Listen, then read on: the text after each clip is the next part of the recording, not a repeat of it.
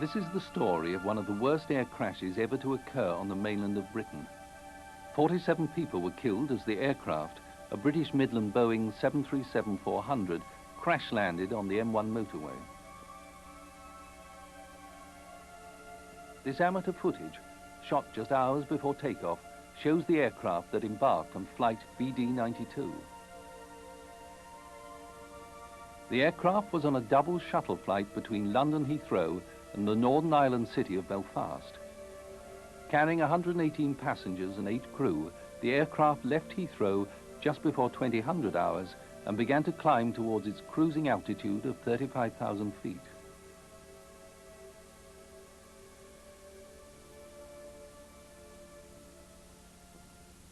But 13 minutes later, as the aircraft was passing through 28,000 feet, the crew and the passengers became aware of a low repetitive thudding noise, similar to a car backfiring. The 3 rear flight attendants saw evidence of fire from the left engine, and one of the forward flight attendants noticed that the vibration was strong enough to shake the walls of the forward galley. Some passengers could see fire from the left engine and saw light-colored smoke in the cabin. They described a smell of burning as being similar to rubber, oil, and hot metal. In the flight deck, the cockpit crew also noticed a strong smell of burning and reported seeing smoke. The pilots interpreted this as an engine fire, despite the fact that no fire indication was given by the warning system. The commander disengaged the autopilot and took control of the aircraft. He checked his instruments, but could not gain a clear indication of what had caused the problem. He asked his first officer which engine was causing the trouble. The first officer replied, "It's the left, it's the right one," changing his sentence in mid-word. The commander ordered the first officer to throttle back the right engine. As he did, the shuddering from the left engine stopped, persuading the crew they had dealt correctly with the problem. Soon after, the smell and smoke cleared from the flight deck, further convincing the crew that the action they had taken had been correct. Shortly after this, the commander ordered the right engine to be shut down. At this stage, the left engine appeared to be functioning normally. The first officer then advised London Air Traffic Control that they had an emergency situation which looked like an engine fire, and told them of their intention to divert to East Midlands Airport. The commander called the purser to the flight deck and asked him if he and the passengers had seen smoke in the cabin. He was told that they had. The purser was then instructed to clear up the cabin and pack everything away. 1 minute later, the purser returned to the flight deck and said to the commander, "Sorry to trouble you, but the passengers are very, very panicky." To calm the passengers, the commander broadcast a message on the cabin address system. He told them that there was trouble with the right engine, which had produced some smoke in the cabin.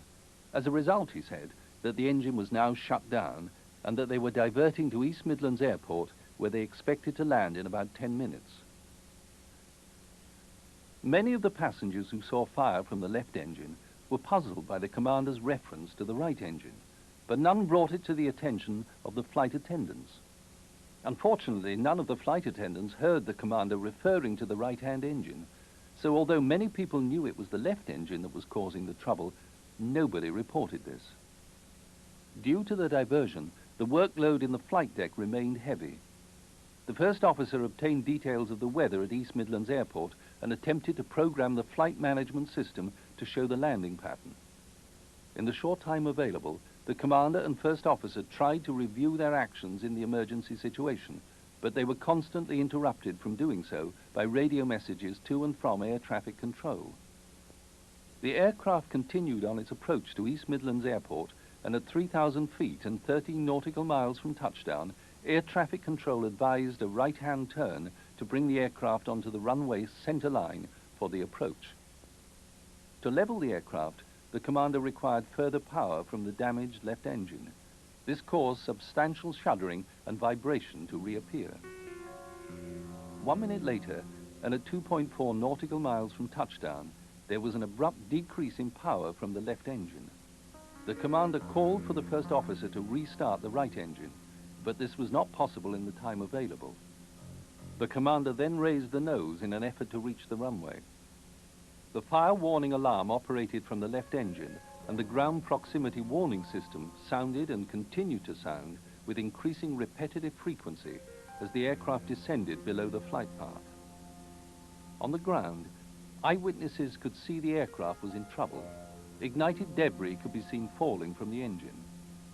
By now, the shuddering and vibration was so severe that some of the overhead lockers opened and spilt their contents onto passengers. 10 seconds before ground impact, the commander broadcast an announcement. Prepare for crash landing. Prepare for crash landing.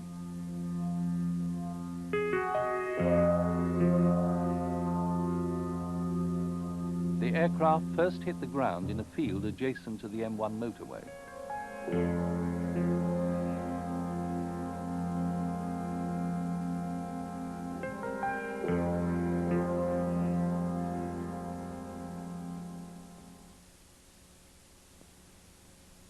Soon after the aircraft crashed, the fire in the port engine ignited trees and bushes in the immediate vicinity.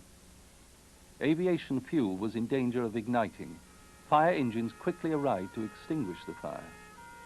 Foam was applied first to the port engine and then in a sweeping motion across the wings and fuselage. This was the scene within minutes of the crash.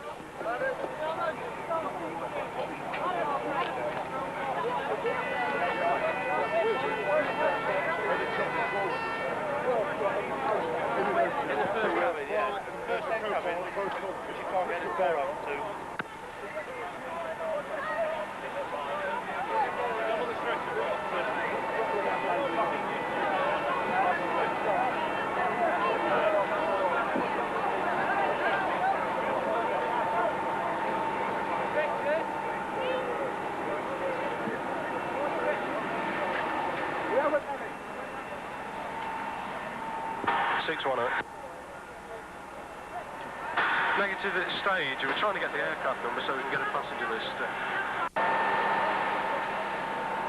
It looks British Midland Airways. Flight is Golf. It looks like Zero Bravo with an echo on the end. I can't give you any other details on that at the moment.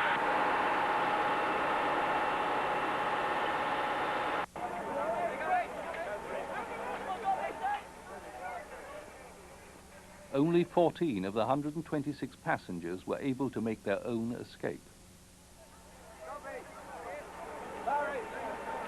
Did some people actually manage to get out on their own steam? Yeah, well, the first person I saw was a steward walking around. He just didn't know what was happening. He just said the plane came from Heathrow and there was over 100 people on board. And he was just completely gone in shock. And yeah, it was a mess, yeah. I don't know how many survived. I know we had the two pilots out. I got the two pilots out. The fireman done a brilliant job. In the flight deck, both pilots were seriously injured and trapped. One of the front flight attendants was also trapped, and another at the rear was trapped by a food services trolley which had fallen against her. The interior of the cabin was a scene of devastation. At the front, the floor had disintegrated from the main fuselage, severely trapping the passengers. At the rear, the floor had collapsed into the cargo hold, trapping many others. Overhead storage lockers and ceiling panels had collapsed onto passengers throughout the aircraft.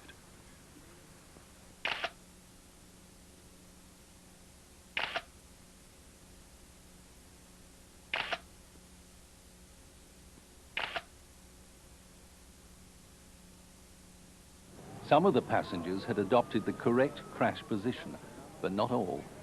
Some had rested their heads on forearms prior to the impact, fracturing their arms as a result. Other passengers who had braced themselves by placing their extended arms onto the back of the seat in front, fractured upper arms and shoulder joints.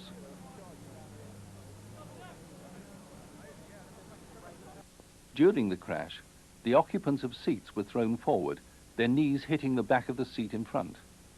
The force of the collision caused a variety of injuries such as dislocation of the hip, fractures of the hip joint, and fractures of the pelvis.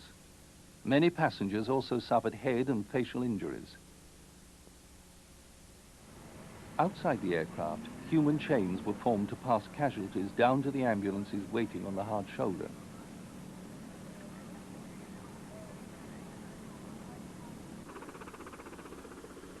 RAF helicopters were used to transport some of the most severely injured casualties to hospitals. By daybreak, the full impact of the carnage became apparent.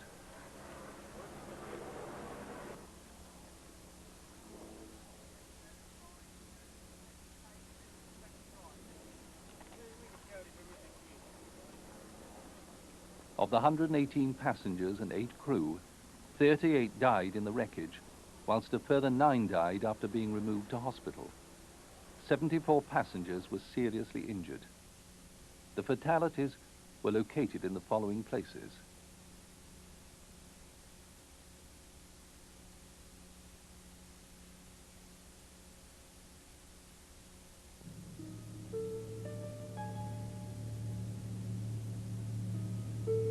We were sitting in the very first row, in the very front on the right-hand side, and there was a very loud bang. We just had our dinner, in fact, served in front of us. Loud bang. Quite unmistakably to me, anybody who's flown on a plane, it was an engine. The bang actually made the plane shudder, and then it was like running over cat's eyes, very big cat's eyes on the road. It was sort of backfiring every few seconds. There was a smell of smoke, of burning smell in the atmosphere. I couldn't actually see any smoke, physically see any smoke, but there was this sort of pervading smell of a stench of burning, like sort of burning rubber. The pilot then came on very quickly and was very reassuring. He actually came on and said, "Very sorry, ladies and gentlemen, for any inconvenience, the slight discomfort you just experienced. It was an engine. It was our right engine. However, we've rectified it. We've now shut it down." And I've spoken to people who sat beside the engine that was on fire, and they had this unerring belief: this engine's on fire. The pilot knows what he's doing. I've obviously misheard when he said he shut down the wrong engine. He obviously didn't. He knows what he's doing. And the guy does, but the guy can't see the engine, but the passenger could. There was another gentleman who actually was the chief steward. He ended up sitting beside me in the crash, and he in fact then allocated the air hostesses. Again, I was very impressed with it. Sitting at the front, sort of watching this, it gave you a certain amount of confidence. What he actually did was I could overhear him talking to them, and he went through them on the grounds of, "You've done this drill last month. You haven't done this drill. Have you done it?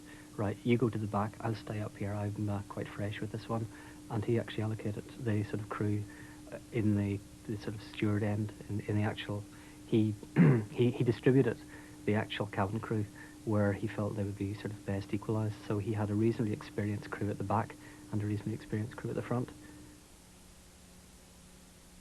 I mean, I've heard so many times in the press people saying, "Oh, yes, there's a lot of vibration." It was indescribably horrendous.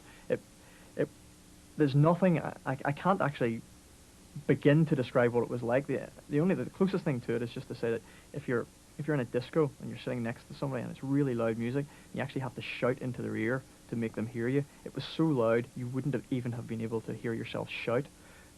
Not only that, and the aircraft was vibrating so much that if you'd been looking at a magazine, you wouldn't even have been able to read the letters had they been the size of the page. It was just like your whole body was vibrating, and it was so strong that I thought that if this goes on for any longer, the aircraft's actually going to fall apart. I mean, I fully expected that the fuselage just to disintegrate.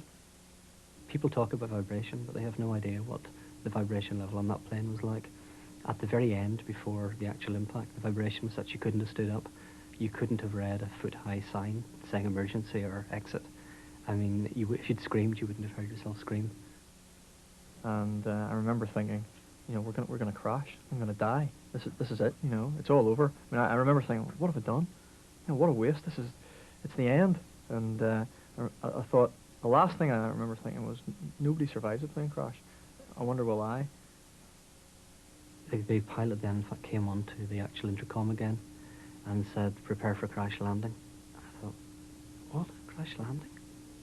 That sort of means this is silly. No one says that in a plane. But I didn't actually know until 15 seconds before we hit the ground that we were definitely going to crash. So I only had 15 seconds to be really frightened.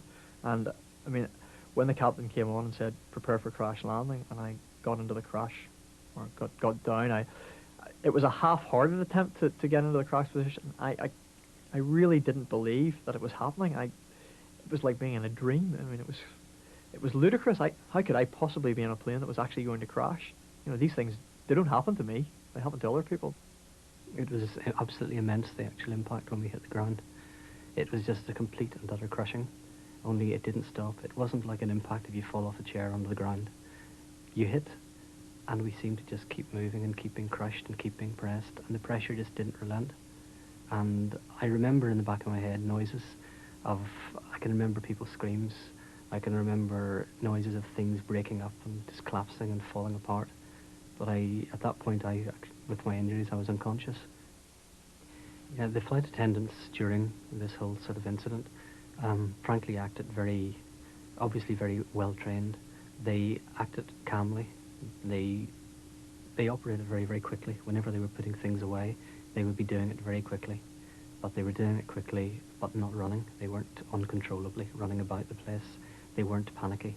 They certainly wouldn't have made you feel particularly panicky. They were, if anything, trying to inspire that confidence. On one occasion, one of the girls, in fact, did start to cry, and the others immediately, if you like, shielded her and sent her in out of sight from the passengers, so that the passengers only viewed people in control.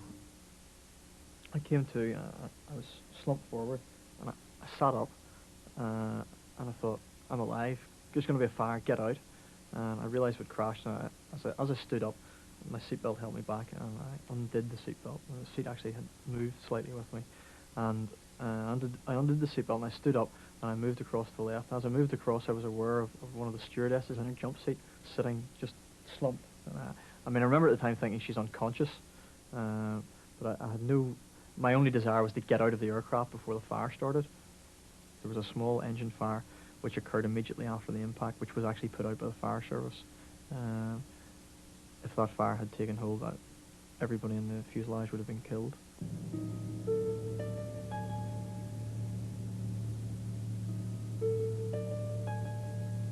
The M1 Kegworth air disaster highlighted a number of important training points for airlines to prepare crew for a similar emergency situation.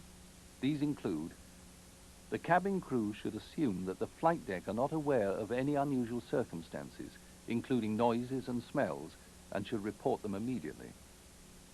Cabin crew must pay attention to the reactions of passengers in case they have knowledge of a situation that the cabin crew and flight deck are unaware of.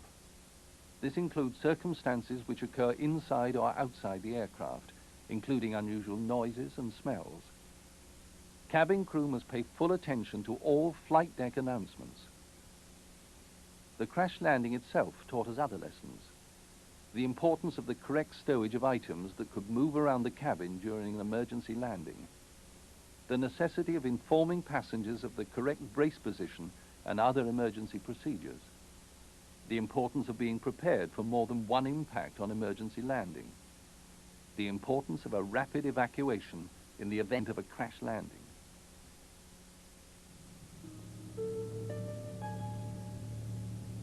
Britain's Air Accidents Investigation Branch has issued 31 safety recommendations after the investigation.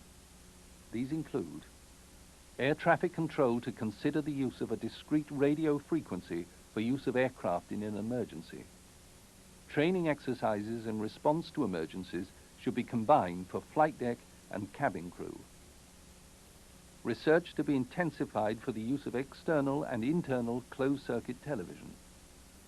Flight deck training to be enhanced in technical appreciation of how the aircraft systems and instrument display will respond during abnormal and emergency circumstances.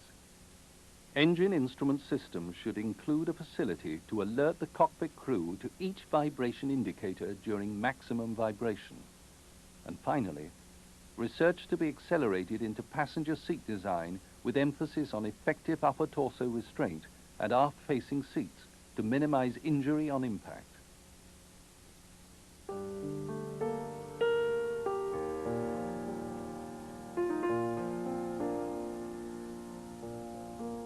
Disasters on this scale can occur to any type of aircraft, to any airline, and in any part of the world. It is hoped that this program has given you more of an understanding of the safety factors involved to assist in your training requirements.